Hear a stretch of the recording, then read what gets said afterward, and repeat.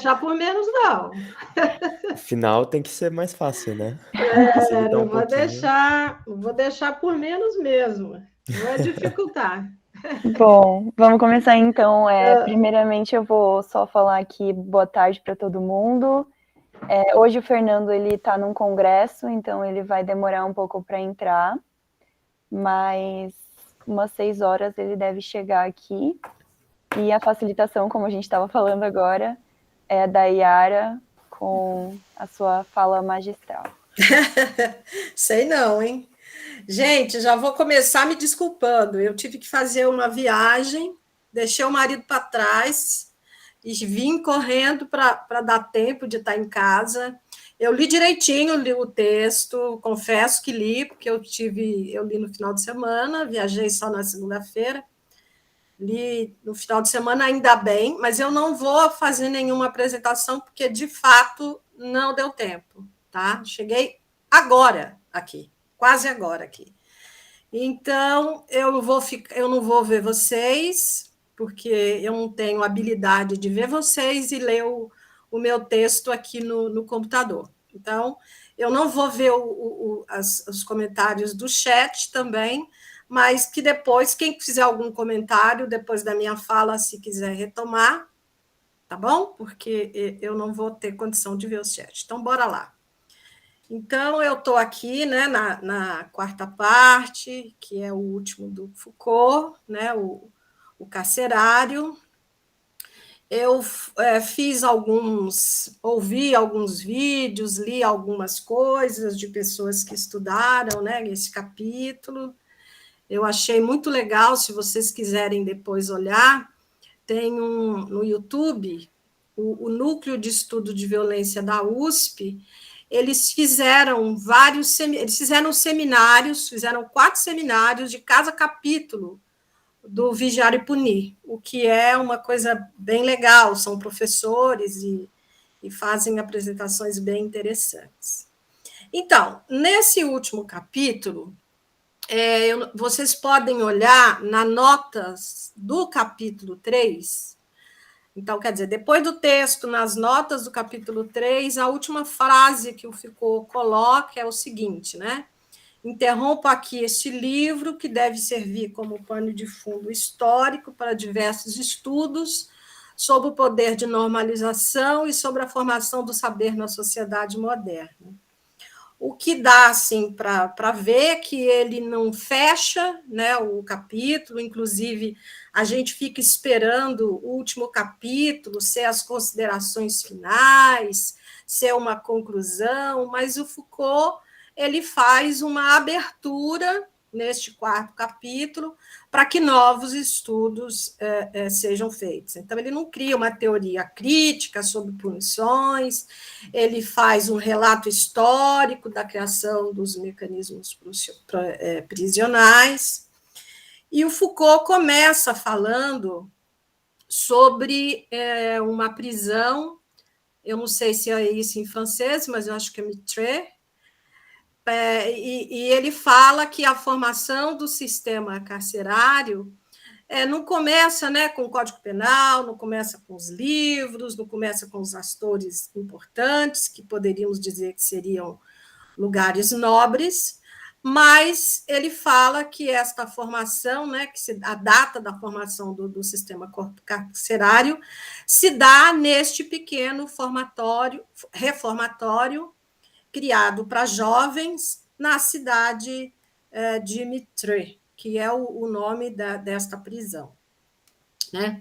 E ele começa, eu achei bem interessante, falando, né, logo no iniciozinho, ele traz a fala de uma criança, né, que eu não sei se estava morrendo, se estava saindo, enfim, que ele fala alguma coisa de mortos, mas ele fala a criança, né, que pena ter deixado tão cedo a colônia. E também a fala dos outros colonos, né, dos alunos que estão nesse Mitre, nesse reformatório, que preferiríamos a pancada, mas a cela é melhor para nós. O que dá, assim, eu não sou psicóloga, tá, gente? Eu sou pedagoga, então eu posso falar, me meter aqui na psicologia, falar um monte de bobagem, mas o que eu entendi é que nestas falas, né, demonstra um pouco essa questão desta subjetividade que foi formada nessa prisão, e que mostra assim, um assujeitamento do sujeito como parte dessa instituição, né, como uma continuação dessa instituição. Eu fui meio curiosa ver o que era essa colônia penal de Mitre, e fala que é o seguinte, que era um reformatório privado, sem paredes, que ele foi inaugurado em 1840, para a reabilitação de jovens delinquentes do sexo masculino, com idade entre 6 anos, olha, 6 a 21 anos. E era interessante porque é o seguinte, já foi um avanço a criação desta colônia, porque nessa época, essas crianças e adolescentes, quando cometiam algum tipo de infração, eles eram encarcerados com os adultos. Então, o que mostra que esta colônia já foi alguma coisa assim de avanço, né? Em termos de avanço histórico, né? E as características desta prisão, eles tinham em torno de 10 pavimentos, idênticos em todos os andares, havia oficinas, o primeiro andar funcionava como um dormitório, o segundo continha um dormitório para as crianças mais novas, a casa era ocupada por uma família de 40 meninos, essa questão de família o Foucault vai trazer, né? Vai trazer muito no texto, porque a colônia era organizada como se fosse assim uma estrutura familiar. Existiam jardins, também tinha uma réplica do navio, porque essas crianças elas eram muito formadas. Essa réplica do navio foi colocado bem no centro, porque essas crianças, muitas dessas crianças, depois de deixar o reformatório, elas entravam na Marinha. E também havia em torno de 400 presidiários no total, e esta colônia era autossuficiente. Então, quer dizer, o trabalho, né, dessas crianças também era para sustentar o reformatório, né, as despesas. E aí, Mitre, né, é uma prisão, e ele fala, né, uma prisão embora falha, e quem que estava detido nesse presídio, nessa colônia? Os jovens delinquentes que eram condenados pelos tribunais, também eram presos menores que haviam sido citados, mas tinham sido absolvidos, né? E alunos internos retidos também. A título, ele fala aqui, alunos internos retidos, como no século XVIII, a título da correção paterna. E aí o Foucault começa dizendo, né, por que Mitre? Porque é uma forma disciplinar no estado mais intenso e era um modelo que concentram todas as tecnologias coercitivas do comportamento. E ele traz algumas características, né? Porque ele tem simultaneamente 5 modelos de referência. O modelo de família, os detentos, né, eram agrupados como uma família, composta de irmãos mais jovens, irmãos mais velhos. Tinha um modelo do exército, onde cada família era comandada por um chefe. Tinha um modelo de oficina, com chefes e contramestres. Tinha um modelo da escola, que tinha uma hora para tudo, né? Era tinha hora de aula, tinha hora da oficina, era tudo organizado, tinha os professores, e tinha um modelo, e em Mitre tinha também um modelo judiciário, né? Todos os dias se faz uma distribuição da justiça no parlatório. Também é o seguinte, a mínima desobediência é castigada, e a principal das punições é o encarceramento em cela. Ela é uma instituição parapenal que é feita não para ser prisão, mas que em casos de infração culmina na cela, em cujos muros está inscrito em letras negras, né? Deus o vê. Ai, meu Deus, isso aqui eu tomei um susto aqui, né? Eu, como sou da pedagogia, queria saber como que esses chefes e subchefes eles eram preparados, né? Então, eu vi que eles moravam nesse lugar, eu busquei algumas informações aqui. Eles eram, de certo modo, técnicos do comportamento, engenheiros da conduta, ortopedistas da individualidade, então, quer dizer, contorciam bastante, né? Tinha que fabricar corpos ao mesmo tempo dóceis e capazes. E essa formação dos chefes, né, dos condutores, era organizada na colônia por uma escola, era uma escola especializada na própria colônia, e o elemento essencial do seu programa é submeter os futuros administradores aos mesmos aprendizados e às mesmas coerções que os próprios detentos. Aqui ele diz também, né, o que se passava lá em Mitre, a aparição, ou antes a especificação institucional de um novo tipo de controle, ao mesmo tempo conhecimento e poder, sobre indivíduos que resistem à normalização disciplinar. Essa questão de conhecimento e poder, gente, eu até assinalei aqui nas minhas anotações, porque isso vai ser retomado ao longo desse último capítulo, né, como uma discussão bem importante. E o que dá para ver que esse corpo, né, essa forma disciplinar dessa adequação desses corpos dóceis, ele funciona a partir de adestramentos, e esta vigilância que se dá a partir da observação permanente. Então, essa modelagem do corpo dá lugar a um conhecimento do indivíduo. Isso aí é bem interessante. E sobre o conhecimento desse indivíduo, eu tenho, né, a questão do poder. E tem uma fala do Foucault que eu achei bem interessante: uma alma a conhecer e uma sujeição a manter. Achei isso bem forte.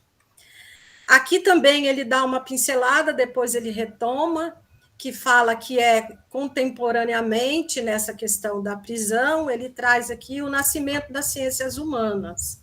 Ele fala que a certidão de nascimento da psicologia científica, segundo os historiadores das ciências humanas, é passada com data dessa época. Gente, alguém está querendo falar alguma coisa? Eu estou ouvindo barulhinho? Não, né? Então, continuar. Se quiserem interromper também, podemos, sem problema. Então, a formação e o crescimento da psicologia, o aparecimento desses profissionais da disciplina, até risquei bem, né, da normalidade de sujeição, vale bem sem dúvida a medida de um limiar diferencial. Deixa eu ver o que eu anotei. O Foucault, em alguns momentos, ele fala, né, que esta questão da prisão se parecia muito com os nossos tempos. Aqui eu achei interessante, porque o Foucault ele escreveu esse texto nos anos 70. E depois desses anos 70, houve um movimento bem grande de ruptura e de questionamento dessa questão da prisão, e a gente vê até surgir muitas muitos estudos, muitas reivindicações dessa questão do encarceramento, muito associada à questão da violência. Então, eu achei, pelo que eu entendi, ele traz nessa questão dos nossos tempos, justamente nesse contexto dos anos 70. Aqui, o Foucault traz... deixa eu só ver aqui, se eu me perdi aqui. Não me perdi, não. Estou indo bem. Vamos lá. Ele fala que esta questão essa grande organização carcerária reúne todos os dispositivos disciplinares que se funcionam disseminados na sociedade. Aqui ele apresenta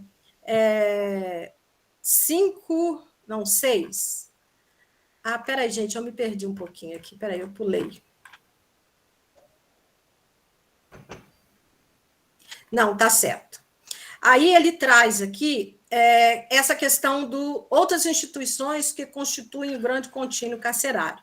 Então, quer dizer, o Foucault ele traz a questão da prisão, que foi a discussão dele durante todo o livro, mas ele fala o seguinte: não é só a prisão, tem todo um grande contínuo carcerário que difunde as técnicas penitenciárias. Aí ele fala, existe uma rede carcerária sutil, graduada, com instituições compactas, mas também com procedimentos parcelados e difusos, que encarregou-se do que cabia ao encarceramento arbitrário, maciço, mal integrado da área clássica. Então, quer dizer, ele diz o seguinte, que existem várias instituições que fazem esta forma carcerária de forma sutil. Então, outras instituições que não são reconhecidas, que não são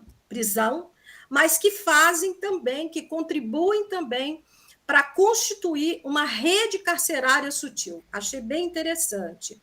E aqui, nessa parte do livro, ele traz várias instituições, né? As instituições agrícolas, de casas centrais, tem uns nomes aqui em francês que eu não vou saber ler, não sei. Colônias de crianças pobres, abandonadas e vadias. E eu achei muito legal aqui, né? Que houve os refúgios, as casas de caridades, e aí surgiu uma aqui bem, bem legal. As misericórdias destinadas às moças culpadas que recuam diante do pensamento de voltar a uma vida de desordem. Então, quer dizer, as moças mais liberais também não eram aceitas e se recolhiam.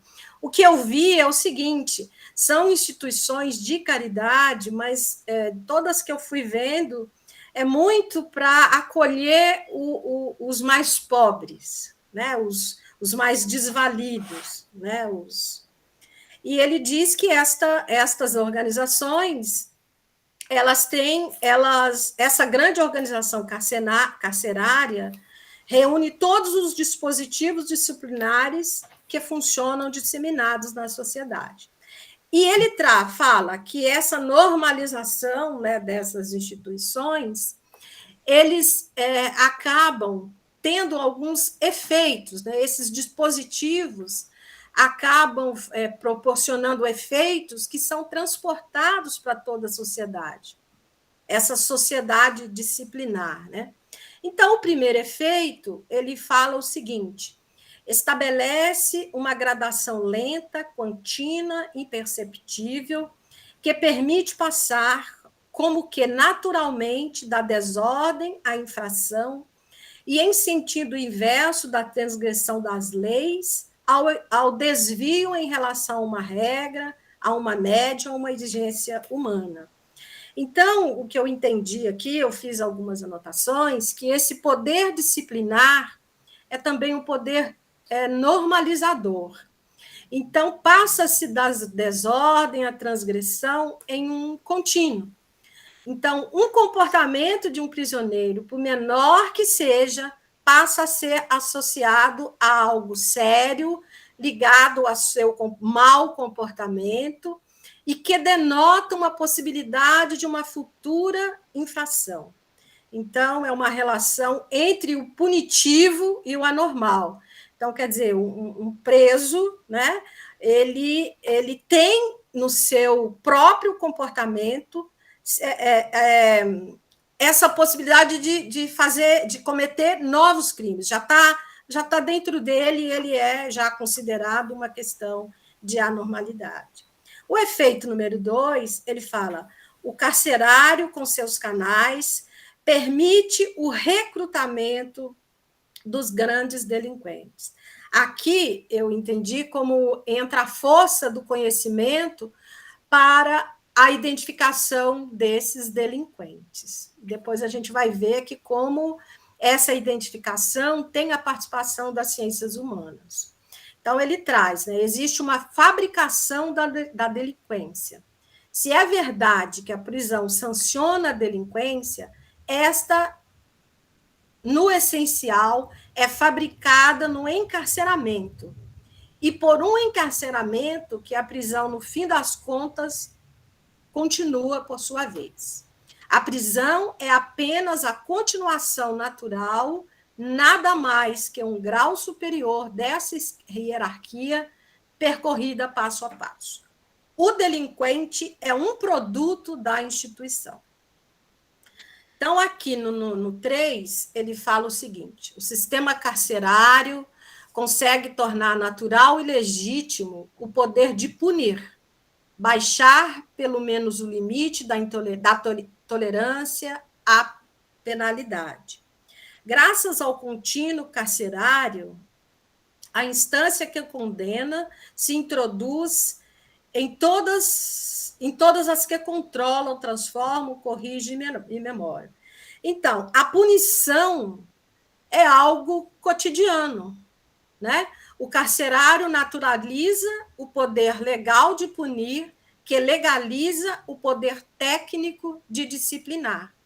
A generalidade carcerária baixa o nível a partir do qual se torna natural e aceitável ser punido. Aqui, nesse 4 e nesse 5, eu vi que o Foucault ele faz uma crítica, né? Vamos dizer, não é uma crítica só. Ele principalmente no 5, eu vi que ele traz aqui uma polêmica em relação ao nascimento das ciências humanas e que deixa assim, a gente pensando, né, que esse nascimento dessas ciências humanas ele não é tão nobre assim. E será que estas ciências humanas também não participam desse contínuo? Aqui no 4, ele fala aqui, né, com essa economia do poder, o sistema carcerário encareceu sua forma de lei, um misto de legalidade e natureza, de prescrição e continuação, e ele faz uma crítica aqui imensa aos juízes, né, porque ele fala que daí toda uma série de efeitos, deslocamento interno do poder judiciário, ao menos de seu funcionamento, cada vez mais, eu achei interessante aqui, né? Que cada vez mais os juízes têm dificuldade de julgar. E uma tal vergonha de condenar, um desejo furioso de parte dos juízes de medir, avaliar, diagnosticar, reconhecer o normal e anormal, e a honra reivindicada de curar e readaptar. Então, quer dizer, tira do juiz, eu não sei se aqui é que o Fernando disse que seria aquele né? Eu não sei. E depois eu vou dizer para vocês, né, o que aconteceu com esse comigo. Ele faz uma crítica que é o seguinte, que antes, na Idade Clássica, o juiz tinha o poder de punir, aqui ele já começa uma preocupação de curar e de readaptar. E eu fiz aqui alguns recortes desses juízes, né, com imenso apetite da medicina, seu apelo aos peritos psiquiatras, até a atenção que dão ao falatório da criminologia. O poder que exercem foi desnaturado, é a economia do poder que exerce, não a de seus escrúpulos ou humanismos, que os faz formular vereditos terapêuticos e dissentir por encarceramentos readaptativos, a juízes da normalidade em toda parte, não da punição. Né? Aqui, no item 5, é que vem aqui a grande polêmica. Né? Ele fala que a tessitura carcerária da sociedade realiza ao mesmo tempo as captações reais do corpo e a sua perpétua observação, que é o funcionamento panóptico. Processo de fixação, repartição, registro, possibilitou o conhecimento do comportamento humano. Aqui ele traz, né, como esta ciências humanas acaba contribuindo para esse conhecimento desse sujeito, e a partir daí que se possa exercer o poder sobre esse sujeito. Ele fala que as ciências humanas não nascem na prisão, não é essa ideia banal dele de dizer que nasceu, mas ele afirma, né, que existe uma associação em relação a esse século XIX e que é impossível dissociar essas tecnologias que foram criadas de conhecer o sujeito, registrar, né, organizar, que é impossível dissociar essas tecnologias para as outras áreas, uma vez que as ciências humanas produziram conhecimentos dos indivíduos, desse indivíduo moderno. Aqui tem uma fala dele, né? Não quer dizer que da prisão saíram as ciências humanas, mas se elas puderam se formar, se evocar no episteme, todos os efeitos da profunda alteração que conhecemos é porque foram levadas por uma modalidade específica e a nova de poder, uma certa política do corpo, uma certa maneira de se tornar dócil e útil à acumulação dos homens. A rede carcerária constitui uma das armaduras desse poder saber que tornou historicamente possíveis as ciências humanas. Aí, quer dizer, as ciências humanas também nascem desta tecnologia. Né? E o sexto efeito, que é o último efeito, ele fala que isso explica, sem dúvida, a extrema solidez da prisão.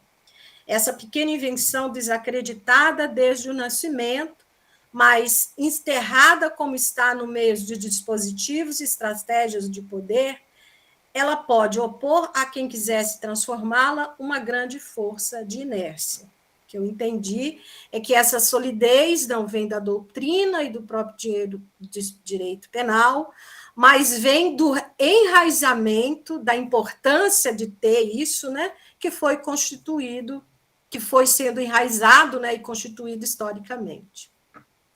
Ele fala também que não quer dizer que essa prisão não possa ser modificada ou ser dispensável definitivamente para um outro tipo, para um tipo de sociedade como a nossa. Aí ele traz aqui uma coisa que eu achei bem interessante, né? Se há um desafio político global em torno da prisão, este é não saber se ela será não corretiva. Na verdade, ela está na alternativa prisão ou algo diferente de prisão.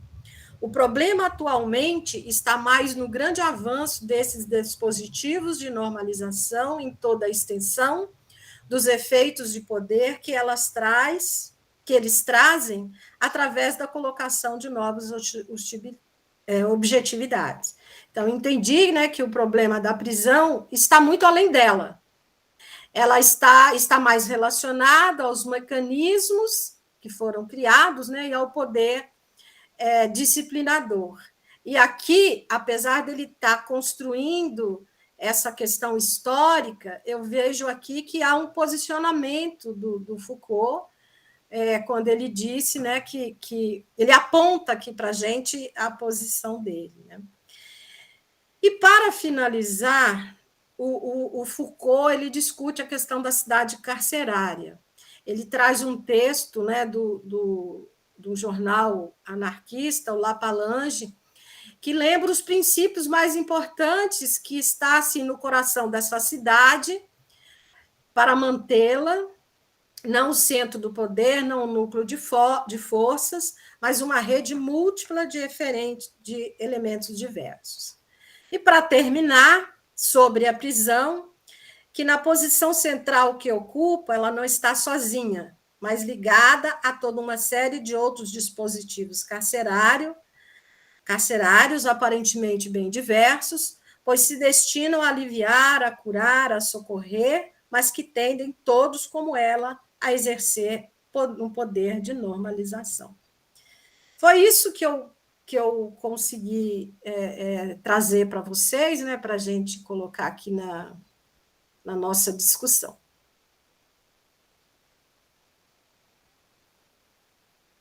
Muito obrigada pela fala, Yara. Foi realmente muito esclarecedora. Não senti falta da apresentação de slides, porque a sua fala foi muito boa. Obrigada. A gente pode abrir aqui para discussão agora. Quem quiser levantar a mão ou abrir o microfone, já pode.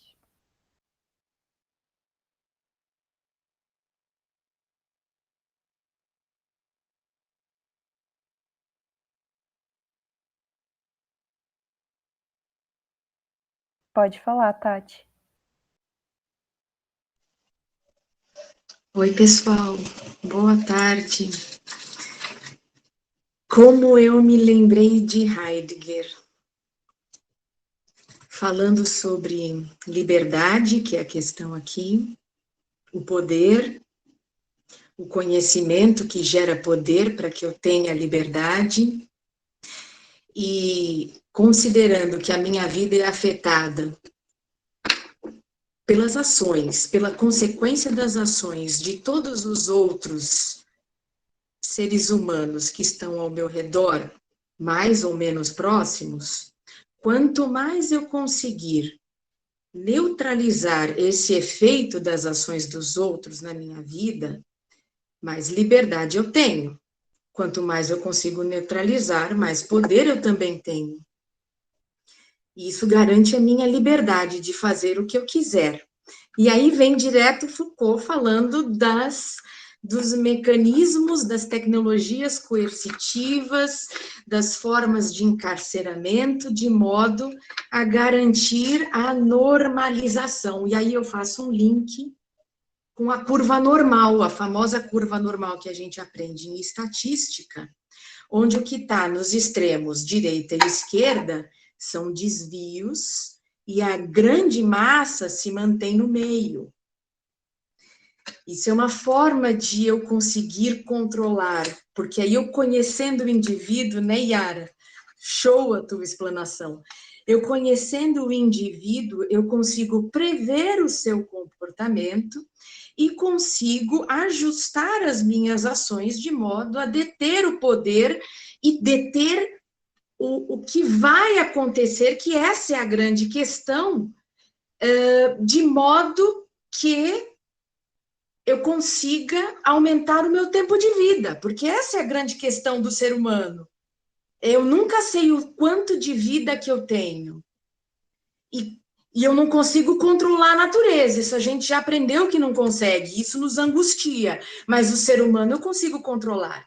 Então, aqueles indivíduos que têm comportamentos desviantes, que estão fora da curva, fora do grande centro da curva normal, eu, de alguma forma, neutralizo as respectivas ações, né? Até porque tudo aquilo que não é espelho me ameaça, já dizia a música do Caetano, né? Narciso acha feio tudo aquilo que não é espelho. E aí é muito interessante pensar em Heidegger, por quê? Porque ele fala que, na grande maioria das vezes, eu me encontro no confortável do impessoal. Ou seja, eu me encontro me identificando e querendo ficar com pessoas nas quais eu identifico e afastando e tentando tirar para longe de mim tudo aquilo que não é espelho, tudo aquilo que é diferente de mim e que me ameaça de alguma forma.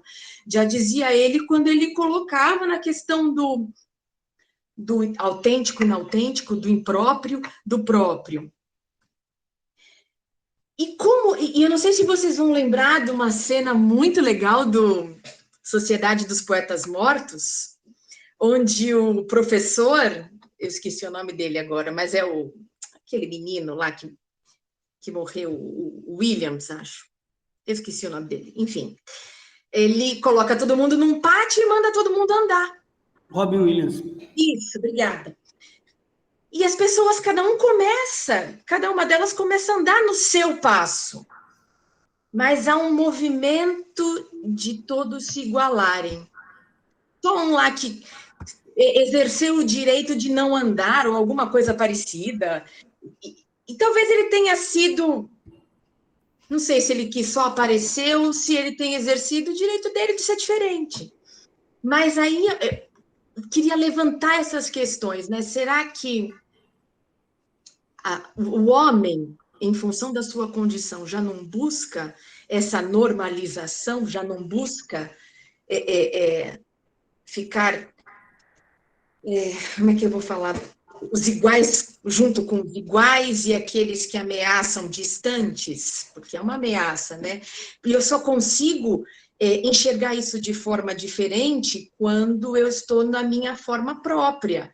Quando peraí, me deixa ser o que eu quero ser e, ao mesmo tempo, eu deixo você ser quem você quer ser. Mas vivemos também em sociedade, então, qual é o ponto de inflexão aí?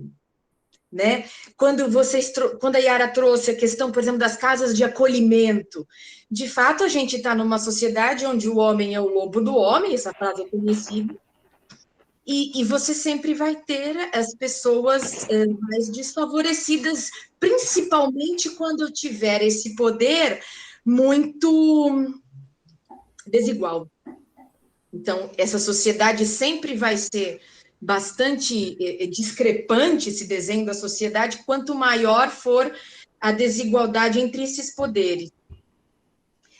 E então, qual é o ponto de inflexão, né? Eu também preciso de alguma disciplina, mas eu também preciso deixar que as pessoas sejam aquilo que elas conseguem ser a cada vez, porque isso é liberdade, isso é criatividade, isso é potência, de poder de possibilidade, não de poder de autoritarismo que deixa todo mundo dentro de uma única caixa, dentro de uma única forma.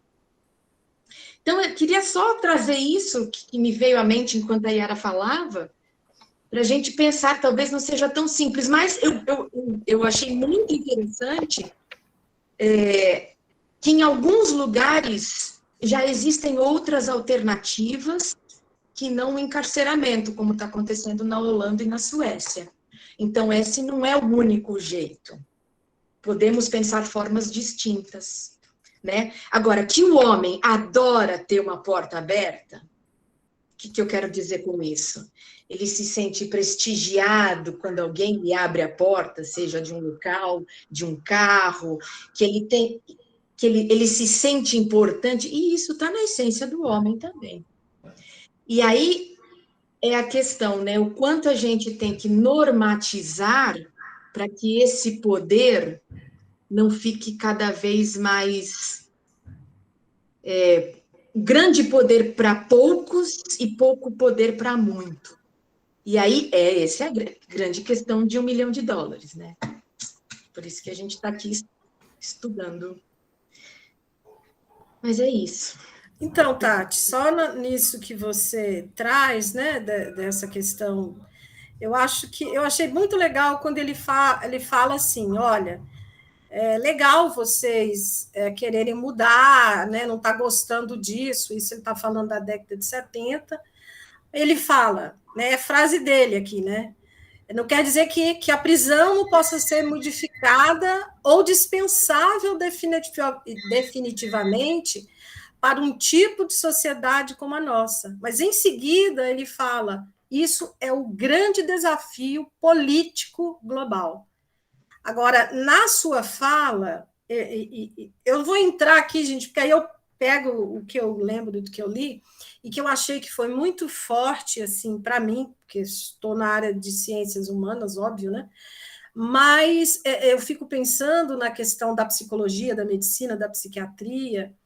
É legal a gente saber que a gente não tem um nascimento tão nobre, né? O nascimento das ciências humanas não foi uma coisa tão nobre que nos coloca numa posição confortável de que os nossos atos são nobres. Nós temos um passado que nos condena.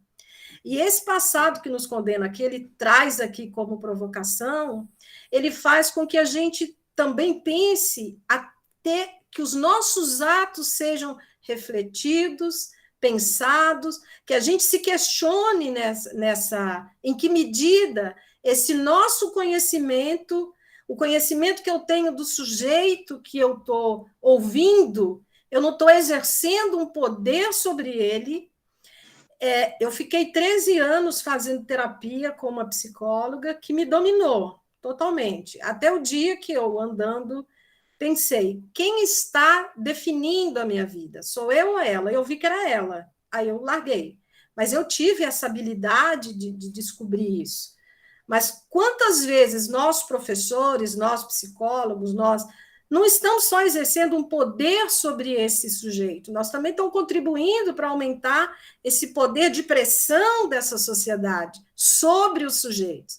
Você trouxe uma coisa legal, que é a questão, qual que é a medida? A gente não sabe qual que é a medida, né? Em termos da delinquência, mas é saber que não tem uma caixinha, como você trouxe, né? O autoritário, ele tem uma caixinha que ele quer colocar todo mundo, mas que são várias caixinhas, muito mais do que a gente pode imaginar, que cabe um monte de gente e que cabe um monte de gente em momentos diferentes de vida.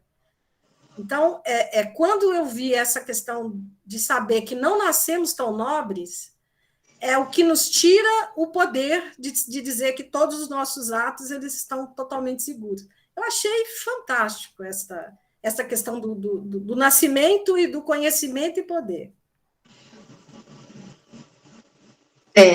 Essa questão do pensar diferente, sai do impessoal e você sai da zona de conforto. E já é tão difícil para muitos, né? Ter essa coragem de ser diferente. Ainda bem que nesse caminhar da humanidade, tivemos esses que ousaram pensar diferente e se colocaram apesar de, porque são eles que trazem luz, né? De alguma forma. Mas é isso, gente. Eu adoro participar desse grupo. Uma reflexão maravilhosa, Tati. As suas falas são sempre muito instigantes. É sempre bom ouvir você falar.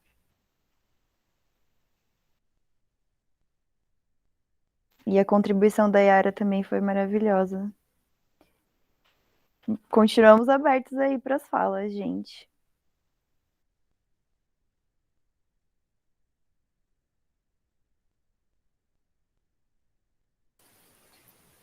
Eu ia perguntar para a Yara, não, que você disse que você ia falar sobre o... Hã? Que meda! Nossa, falei, será que... Não, você falou que ia falar sobre o O do capítulo, você esqueceu, não foi? Então, a semana passada, o Fernando falou assim, olha, tem uma parte, né, que desse livro, desse capítulo, que é O. E eu ri e falei, não, Fernando, é mesmo. Só que é o seguinte, eu sou a piada pronta, gente.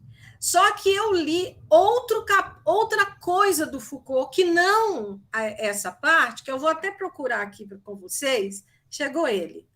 E eu falei o O sobre isso, e não foi sobre o capítulo 4, porque eu sou a piada pronta. Eu li uma parte, só um minutinho aqui que eu acho, do texto. Aí eu falei, Jesus do céu. Aí quando eu estou lendo o capítulo 4, eu falei, meu Deus, mas cadê o O que eu tinha? Nossa, Yara. Só que depois eu vi que não era o capítulo 4, era outra coisa. Eu vou até ler para vocês. Eu tinha lido... Foi de outro livro do Foucault, só um minutinho aqui. Que eu fiquei, nossa, Foucault, não faz isso comigo, eu li o texto todo e você vai me falar isso agora. Mas ele foi Eu vou rapidinho aqui, eu acho.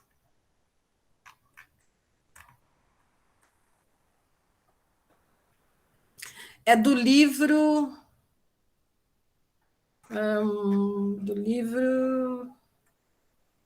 Microfísica do Poder, que ele fala, então, assim, no final.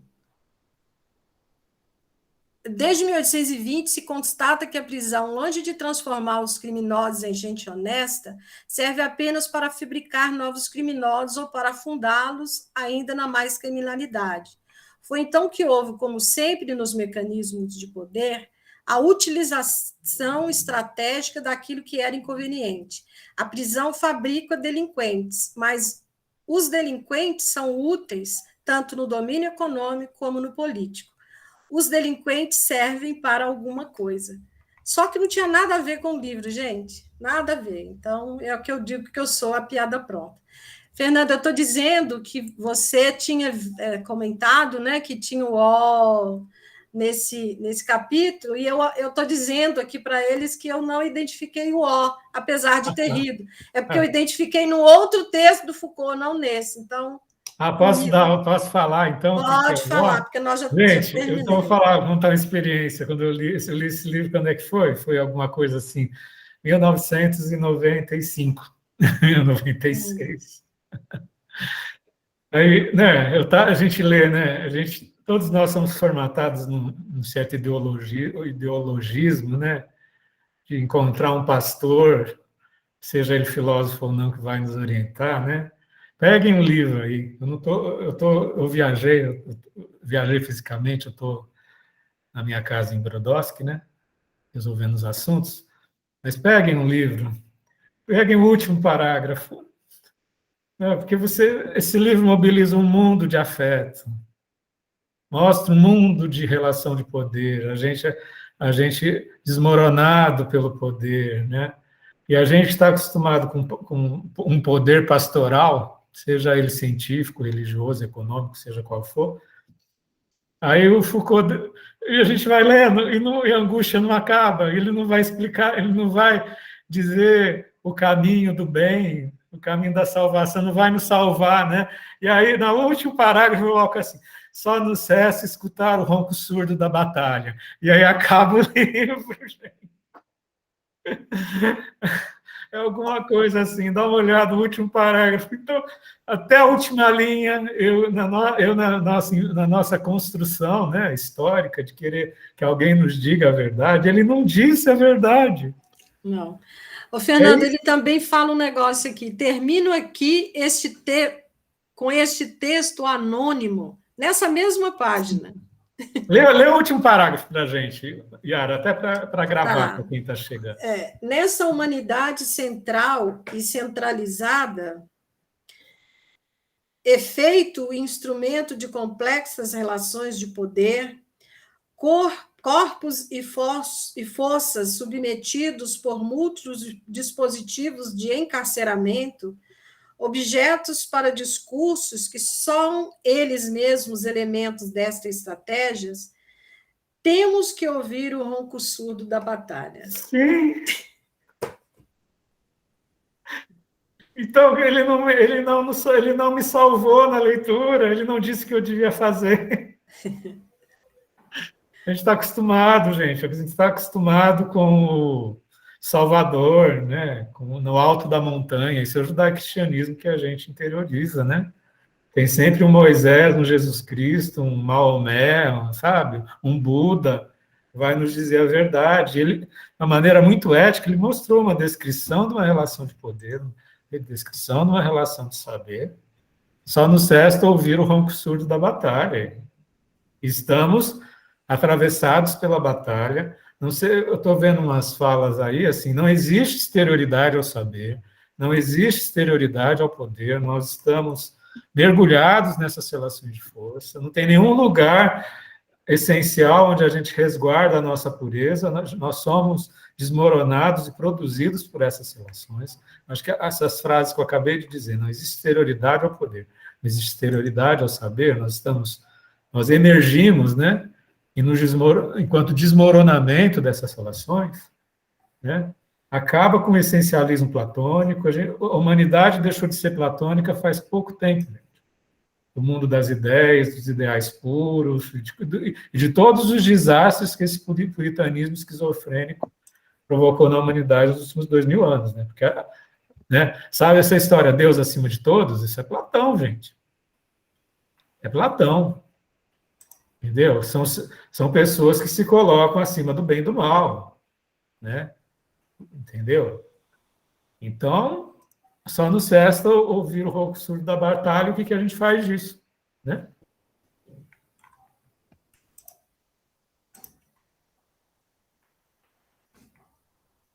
Tem uma fala no chat que surgiu da discussão que veio antes do professor Fernando entrar. Foi da Alessandra. Ela disse que ela não está conseguindo ligar o microfone agora, mas que pensando no que a Yara trouxe sobre a psicóloga dela que estava tomando um pouco à frente da vida dela, como que vocês imaginam um atendimento psicológico sem exercício de poder por parte do profissional? Só deixa eu falar, Karen, o que eu acabei de dizer foi a partir desse trecho. Não existe exterioridade ao poder saber, entendeu? A pessoa, no momento que faz uma universidade, ela assumiu um lugar social de poder. Ela nunca mais vai ser... Isso talvez seja um lugar diferente do guru. Acho que 1000 vezes pior ela ser guru, porque se não tem diploma universitário, ela não responde ao conselho de ética. Ela vira guru, vira coaching, iluminada, aquelas pessoas que se acham acima do bem e do mal, acima de todos, né?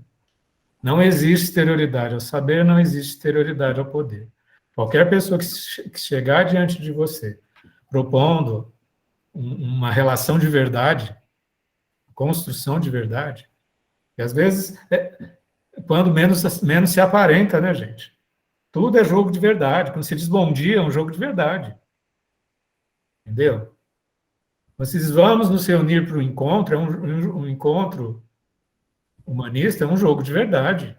Não tem nas coisas mais comezinhas, aí que entra a microfísica do poder.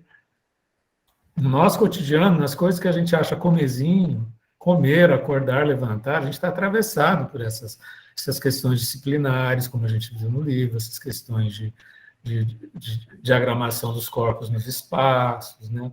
A questão do Estado, que está sempre perene, a questão da pena. A questão da pena debruça sobre nós, mesmo que a gente não vá para a prisão nunca, entendeu? Porque a existência da prisão tem um efeito disciplinar diante daqueles que não querem ir para a prisão, né? Então, não existe exterioridade ao saber e poder. Então, não é fazer uma clínica, então pergunta... Então, não é perguntar como fazer um cuidado sem poder. Não existe. Cuidado é poder. Esse é o tema do meu segundo pós-doutorado, que se informa pelo menos que o professor da Paris 8 essa semana me aceitou novamente, né? Ficar 3 meses fazendo licença de capacitação com a intenção, a médio prazo, de eu fazer meu segundo pós-doutorado. Agora, eu preciso ver se, em função da pandemia, se o curso e o departamento vão me liberar, mas informo, muita satisfação que essa semana o professor Diogo Sardinha, né, que foi um ex-presidente do Instituto Internacional de Filosofia e professor da Paris 8, universidade fundada pelo Foucault e pelo Deleuze, eu vou lá fazer 3 meses de licença de capacitação ano que vem, se o curso, a pandemia e o departamento me liberar. Então, eu estou presenteando vocês com esse momento de vida nesses últimos momentos do estudo do Foucault. Obrigado por poder compartilhar com vocês. Fernando, mas você traz aqui a questão do poder, né? Realmente, do que nós estamos fazendo aqui é um exercício de poder, né? Só que é o seguinte, a gente, em contraposição a esse poder, existe a resistência, como uma coisa natural, né? Eu acho que o fato da prisão, como você mesmo trouxe, tem aqueles que não querem ser presos. Não quer dizer que eu não querer ser presa e eu resistir à prisão, que eu posso não ser presa. Mas eu acho que é um sinalzinho de vida essa questão da presença da resistência. Eu até não vi muito isso no que nós lemos, mas eu acho que é uma coisa que está subtendido por ser uma coisa tão natural, essa questão da resistência. Eu acho que isso é um sinalzinho de vida, né? Então, Yara, assim, só cuidado com essa palavra natural, né? Resistência corporal, um pouco diferente. Se alguém te dá um murro na cara, você resiste. Se você é vítima de qualquer fobia, né, qualquer delas, você resiste, né? Tem a ver com essa presença histórica. A gente tem que tomar cuidado com o uso da palavra natural quando a gente estuda Foucault, né? Se existe uma coisa que Foucault radicaliza, é que não existe nada. A natureza é invenção, né? Entendeu? Saiam desse encontro com... se existe um absoluto em Foucault, é que tudo é construção histórica. Sim. Tá? Tudo, tudo. Teu desejo, teu sentimento, tua verdade... E por isso que isso reforça aquilo que eu acabei de falar. Tudo isso reforça a dimensão da microfísica do poder. O poder está nos nossos sentimentos, nas nossas vontades, nos nossos juízos, nos nossos afetos, nas nossas trocas. Entendeu? E isso dá uma grande instrumentalidade de resistência, né?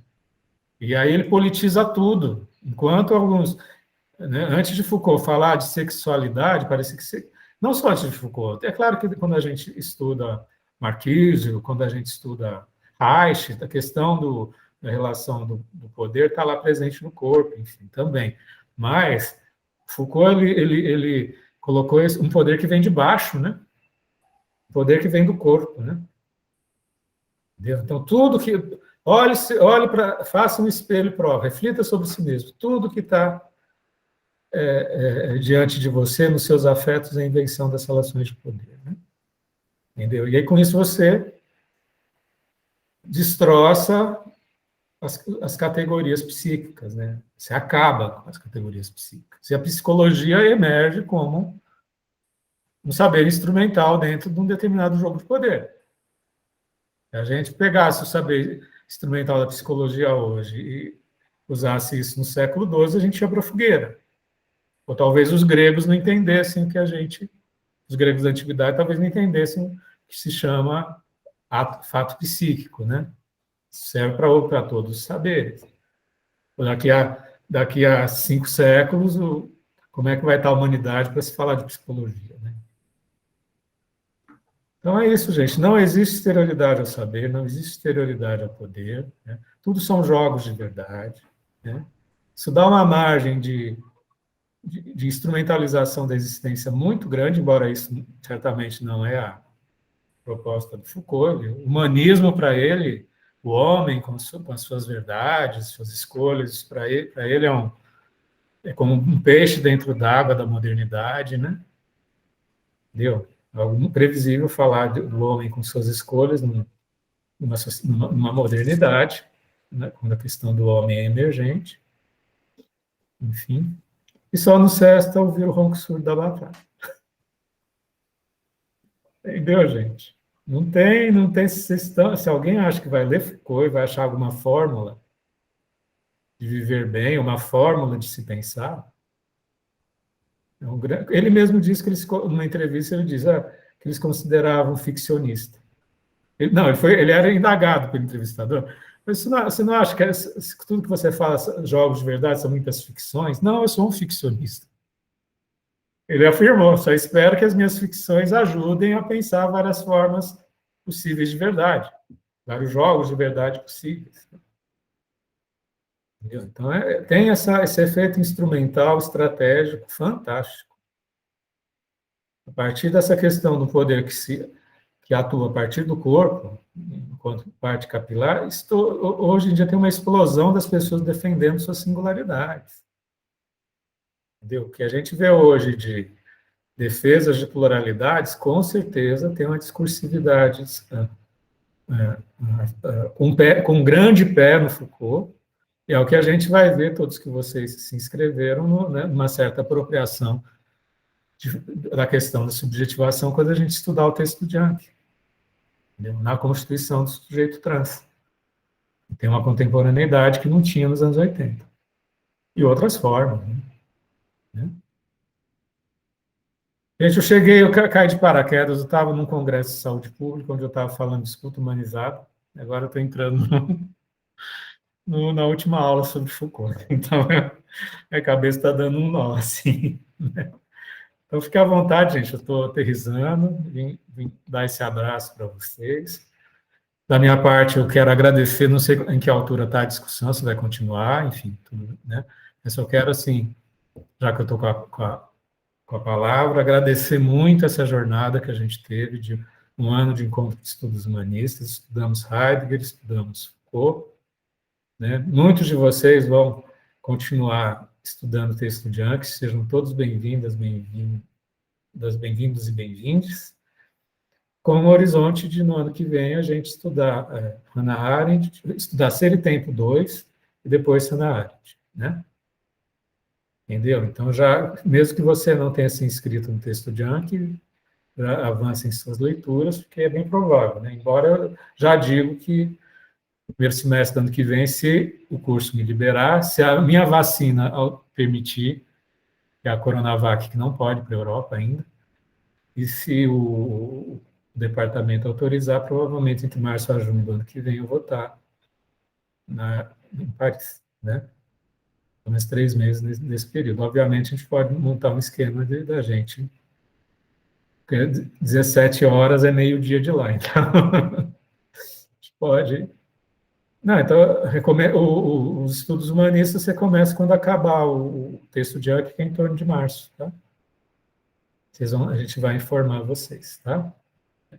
E teremos um movimento de desativar esse lote, já que essa etapa acabou, mas a gente vai mandar pelo Lotes lá na frente, quando a gente recomeçar o estudo humanista ano que vem. Renato levantou a mão? Fernando, eu queria perguntar, assim, uma pergunta básica, tá? Quando você fala assim, exterioridade do poder, não existe exterioridade do poder, é isso, né? Sim. Explica melhor para mim, assim, Não, o que seria sim. essa exterioridade. Renato, a gente é educado no certo purismo, que existe um lado, uma essência do Renato, platônica, de luz, é uma essência de luz, que é o Renato, que não tem nada a ver com essas coisas do mundo, entendeu? É um espaço de interioridade, um espaço de pureza. O mundo está desabando, mas não. Tem um espaço. Quando o Renato medita, ele encontra um espaço de interioridade, iluminação que está acima do bem e do mal. O Foucault diz que não tem nada disso. Não existe exterioridade ao poder, tudo é poder. Inclusive o discurso da essência, da interioridade, de um eu protegido. A psicologia lá fala de um eu encapsulado, parece que é um eu que é uma... Mas a psicologia clássica, né, atualmente, se é um valor já decadente. Né? De um eu fechado, isso não existe. Né? Não existe exterioridade ao poder de saber. Tudo que você pensar, tudo que você sentir, tudo que você refletir, está atravessado pelo saber e poder, entendeu? Não existe algo fora. Exterioridade é isso. Não tem algo fora que está acima do bem e do mal. Né? Tem Deus acima de todos. Deus é uma invenção histórica. É nesse sentido. Agora, outra Por isso dúvida. Não tem um espaço psicológico, psicoterapêutico, que você não vai exercitar poder. Ou o espaço médico, ou o espaço psiquiátrico, ou o espaço nutricionista, o espaço fisioterapêutico, está tudo. É constituído pelo poder. Né? Bom, outra pergunta era assim, com relação a essa questão da ficcional, né, do Michel Foucault. Ele é um historiador, né? Ele me parece ele mais historiador do que filósofo, assim, né? Ele vai buscar, eu até li um pequeno resumo da obra dele, da vida de Foucault, e ele é muito mais reconhecido como um historiador do que como um filósofo, assim, porque ele vai nas pesquisas buscar como que nós chegamos aqui, né? Ele vai buscar as origens daquilo, e que eu vejo que é o que aconteceu nesse livro. Ele, para estudar esse tema, ele foi buscar ali, desde o século XVI, XVII, XVIII, XIX, como é que nós chegamos aqui relacionado a vigiar e punir, né? Sim. Mas ele, de qualquer forma, eu não entendi essa questão do ficcional. Porque eu acho que ele analisa muito bem o que se passou e o que está se passando. Sim, não sei, mas se ele primeiro assim, quem quiser ver, ele é um genealogista, né? Procura o que é genealogia, tem um texto dele que está no Microfísica do Poder, que é o que é genealogia, vale a pena estudar. Tá? Porque se ele não tem incoerência, se ele destroça a verdade com V maiúsculo, absoluto, se ele fala de jogos de verdade, inclusive o que ele está escrevendo é um jogo de verdade, entendeu? Uma criação, né? Nesse sentido que tudo no fim das contas, tudo é em certo nível ficção, entendeu? É jogo de verdade. Entendeu? Porque às vezes a gente fala com tanta pompa e circunstância, é uma construção histórica, e se tivesse em um outro contexto, teria mais ou menos sentido, às vezes seria pueril, né? Entendeu? As pessoas estão, por exemplo, as pessoas passam a vida inteira ao redor de um discurso puritano, neurotizante, castrador, aí a gente vê esses dias na TV o padre que desviou 600 mil euros da igreja italiana para fazer festa regada à droga e contaminando as pessoas com HIV, porque ele era portador de HIV. Desmoronou a história da igreja, gente, através de uma parte prática microfísica. Entendeu? São jogos de verdade. E a Letícia pergunta, provocantemente, né, inteligentemente, será que existe existência fora do poder? Para Foucault, não, gente. Esse que o meu papel é mostrar. A existência é uma construção histórica. Faça um link com que a gente estudou do Heidegger. A ontologia de Heidegger parte de uma noção de ser, de uma noção de existência, buscando descrevê-la com rigor. Para Foucault, isso é um dispositivo humanista.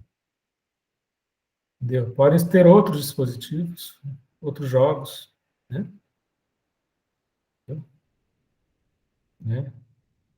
E se alguém provar que existe existência fora da existência, o Foucault vai dizer, isso é um jogo de verdade.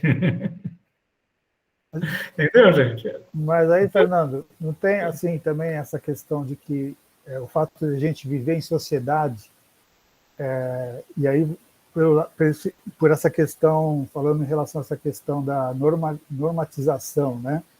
Que é basicamente esse último capítulo, ele pega muito nessa questão da normalizar, né? Colocar dentro de um padrão, de uma norma. Então, eles criaram esse modelo, assim, que através da repressão e da disciplina, né? E ele começa, vamos dizer assim, transforma a pessoa como num padrão, num normalizado. E essa pessoa incorpora tanto isso que ela passa a, vamos dizer, gostar daquilo, né? Que ela, até aquela frase da menina que assim, ela não queria sair daquele lugar porque ela foi adestrada a viver daquela maneira. Mas assim, aí a questão da sociedade, né? Para viver em sociedade a gente tem que obedecer algum tipo de regras, né? Então, tem, né, Renato? Isso é um jogo de verdade, a gente é educado assim, né? Sim, mas assim, obviamente que nós estamos falando aqui do século XIX e nós estamos no século XXI. Sim. Quer dizer, hoje já existe muito mais flexibilidade disso, mas ainda existe esse jogo de poder, esses interesses, vamos dizer assim, de dominação, né? Mas eles estão, eu vejo que assim, não são tão rigorosos quanto eram nesse período. Eu estava vendo na minha opinião, uma evolução, assim, no sentido de se desfazer um pouco desse poder absoluto, assim, né, de normalização. É isso? Ou estou sendo ingênuo? O que o Foucault coloca como regra geral, fazendo ponte com o que você falou, o que a Letícia acaba de dizer, que ser o poder uma forma humanizadora, o poder ele produz sujeito, né? Tem uma chave do Foucault, produz subjetivação, produz formas de sujeito, né? O poder é sempre produção, né? Enquanto a psicanálise fala da repressão, o Foucault ele vai falar da produção do sujeito, tá? O vetor do Foucault é sempre produtivo.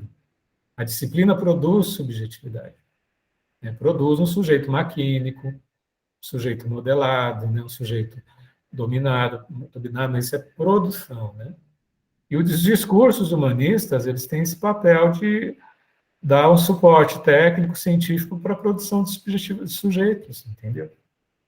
O humanismo da psicologia, o humanismo da sociologia, o humanismo da antropologia, entendeu? São constantemente apropriados como forma de dominação. Não é questão se o homem existe. O discurso do homem tem a ver com o humanismo moderno. Tem os 3 séculos, desde Kant, né? Tem os 3 séculos, a gente fala que o homem vive, que o homem trabalha, que o homem morre, que o homem tem psique, que o homem vive na sociedade. Esse homem que vive, que trabalha, que pensa, isso antes num sistema mais microcosmo, macrocosmo, um sistema mais religioso, não tinha espaço para esse homem. Né? O Foucault fala que desde o século passado está um esgotamento desse humanismo, que podem surgir outros dispositivos. A gente não sabe quais. Eu acho que a genética é um caminho, as redes sociais, né? Elas criam outras formas de subjetivação. Então, esse é o tema do Foucault, sujeito. Que sujeito está sendo produzido? Né? Na contemporaneidade. Não aqui agora. Que sujeito se produz nesse momento político do Brasil? Que sujeito que se produz nas redes sociais? Sujeito que se produz na genética, por exemplo. Manipulação dos genes. Acho que são campos para a gente pensar. Né? Que sai um pouco de um homem que pensa, né? Rompe um pouco essas ordens, né? A gente fala, o sujeito fica fluídico nas redes sociais, manipula seus genes, eu acho que isso são bordas, tá? Tem outras formas de sujeito que não seja do humanismo do século XIX, né? Esse é um tema que não se finda, né, gente? Né? Vendo isso, Foucault mostrou a questão do sujeito na história. Esse sujeito somos nós. Tudo que vocês estudaram no Vigiário, e tudo que vocês lerem no Foucault só tem sentido se vocês se situarem dentro desse jogo, né? De verdades, né? E aí dá vontade, que nem eu, de ler a obra completa do Foucault, que eu acabei agora, no ano passado, de ler a obra completa. É claro que isso quer dizer que eu assimilei, né? Mas dá para tocar umas ideias no encontro das quintas-feiras. Dá para fazer umas escritas no segundo pós-doutorado, dá para jogar. Dá para jogar. Pessoal, vocês querem comentar alguma coisa? Não sei se eu caí de paraquedas. Não sei se vocês já tinham debatido. A Yara parece até que já saiu. A gente vai solicitar para vocês que vocês façam uma resenha de 2 páginas, tá? Peço para a monitoria reforçar isso, até para a gente ter como documentação. Monitoria, se quiser passar algum formulário avaliativo, é bom a gente ter para a nossa história, né? Entendeu? Né? E as pessoas que, conforme o combinado, não sai caro. Quem teve 75% de presença e fez a resenha, eu vou depois esticar, vai ter um certificado oficial. Quem não atingiu esse combinado, eu imagino que com certeza deve ter participado de coração aberto, a gente ter tido trocas, sabe? Tá? Então não é só ter um papel. Isso daí é de só menos, né, gente? Vamos combinar. Vocês querem comentar alguma coisa nesses momentos finais? Como é que foi essa jornada? Né? Isso vai estar gravado como última memória dessa etapa. Novas etapas vão surgir, né?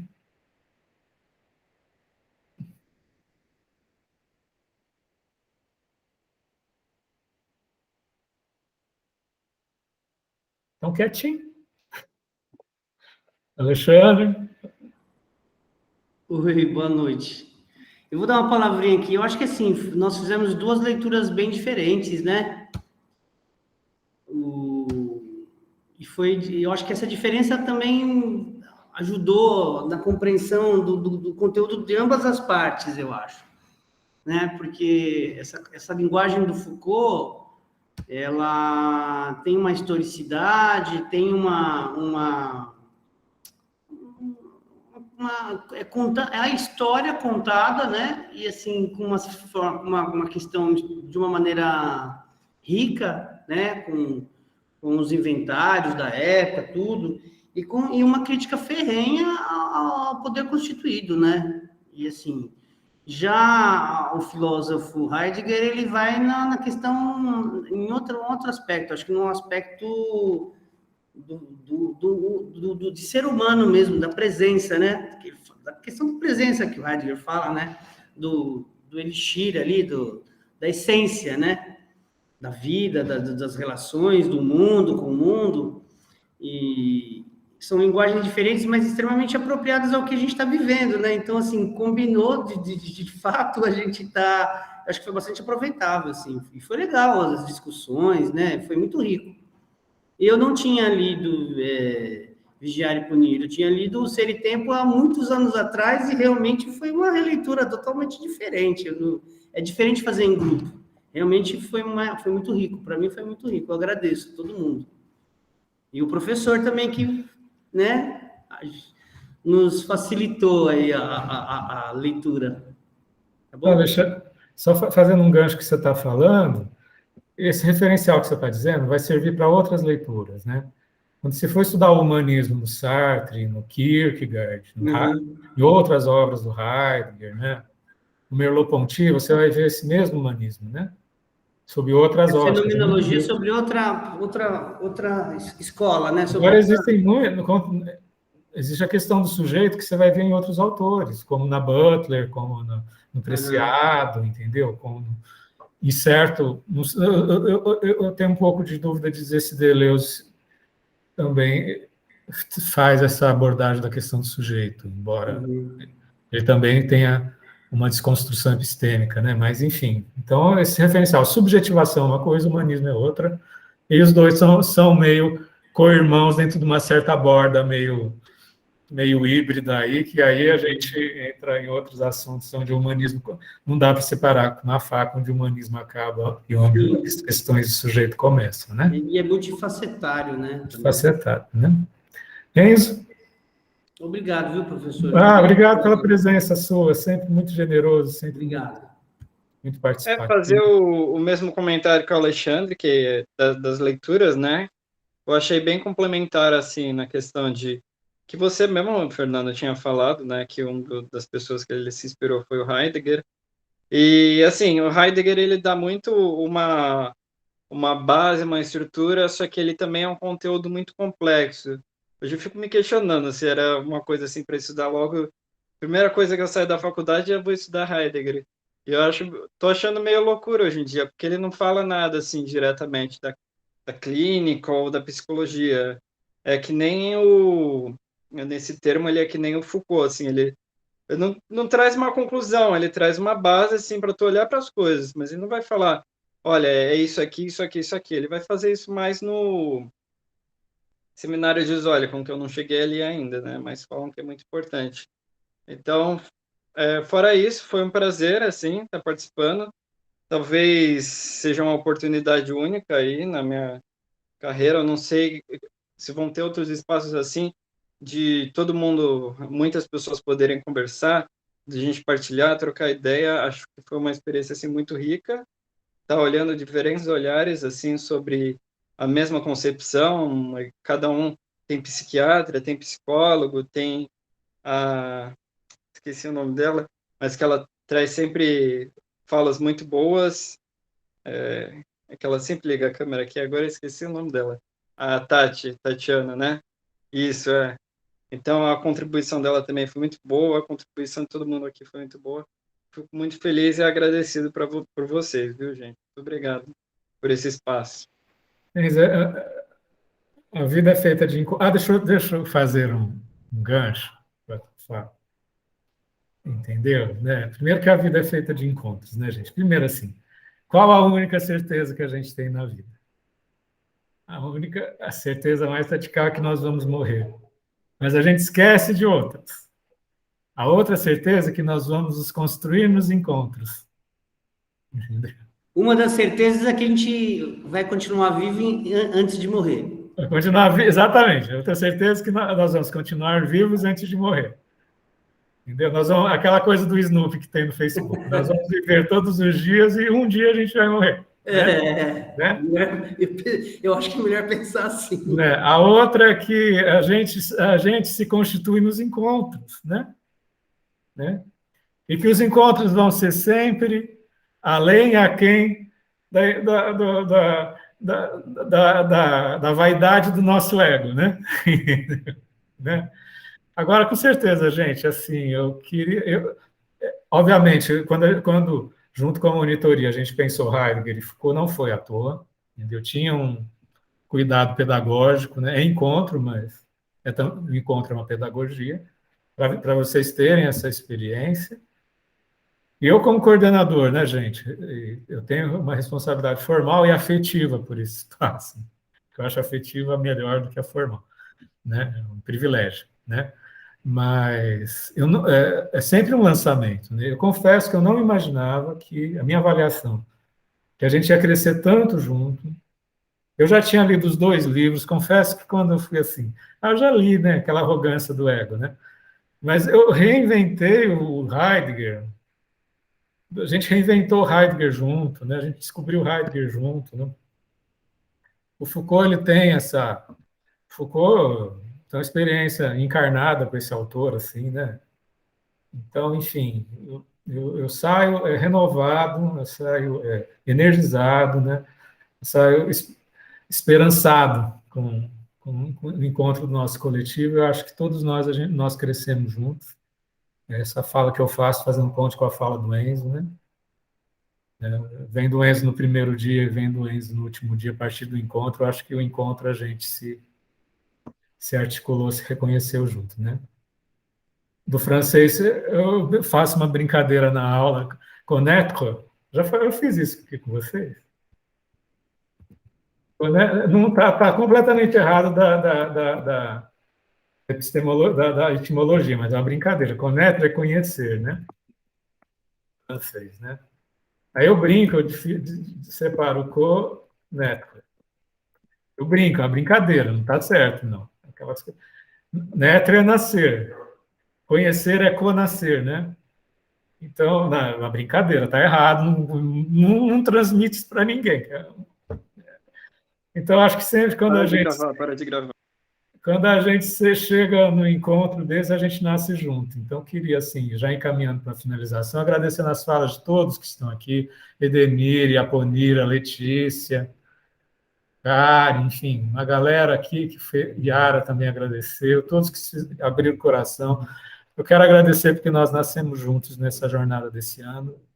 Espero que isso vou levar tanto para a minha vida como para a minha carreira, principalmente para a minha vida, tá? Eu nem sempre falo isso, tá, gente? Tem coisa que eu estou trabalhando.